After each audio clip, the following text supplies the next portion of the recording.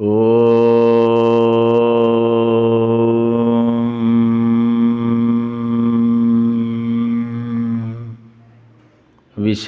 चल रहा है ईश्वर स्तुति प्रार्थना उपासना।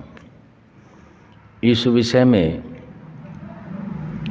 जो महर्षि दयानंद सरस्वती जी ने आर्य उद्देश्य रत्नमाला नामक ग्रंथ में जो शब्द दिए हैं, हम उनके अर्थों को समझने और समझाने का प्रयास करते हैं, जो वेदानुकूल हैं, ऋषियों के मत के अनुकूल हैं, जिनमें आज का शब्द लिया गया है लक्षण। अर्थात लक्षण किसे कहते हैं? इस लक्षण का अर्थ महर्षि दयानंद सरस्वती जी कर रहे हैं, जिससे लक्ष्य जाना जाए, जो कि उसका स्वाभाविक गुण है। जैसे रूप से अग्नि जाना जाता है, इसीलिए उसको लक्षण कहते हैं।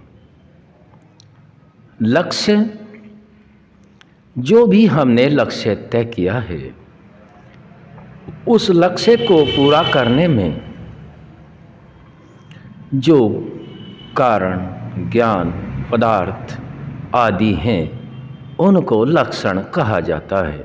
जैसे विद्यार्थी विद्यालय में पढ़ने जाता है, यह उसके लक्षण हैं। लक्ष्य उसका धन उपार्जन का है, मान सम्मान प्राप्त करने का है, ज्ञान प्राप्त करने का है, आदि आदि ये लक्ष्य उसके होते हैं।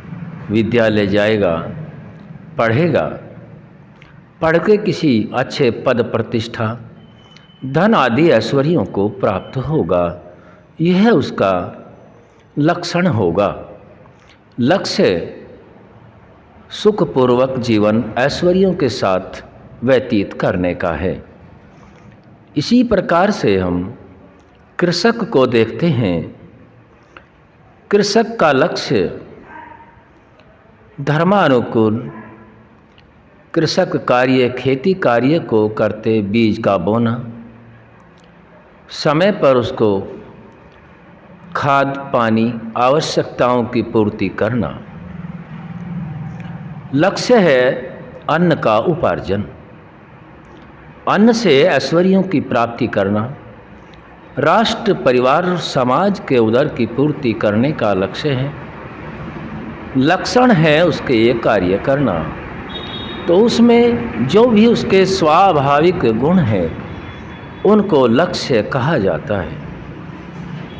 हम सभी लक्षण, बिना लक्ष्य के कोई भी कार्य सिद्ध नहीं होता है।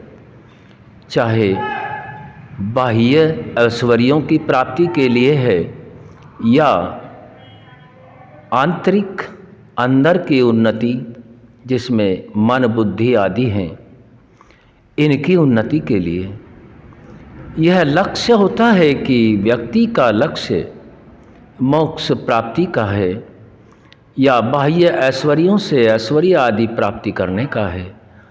और दोनों का है तो बहुत ही उत्तम है।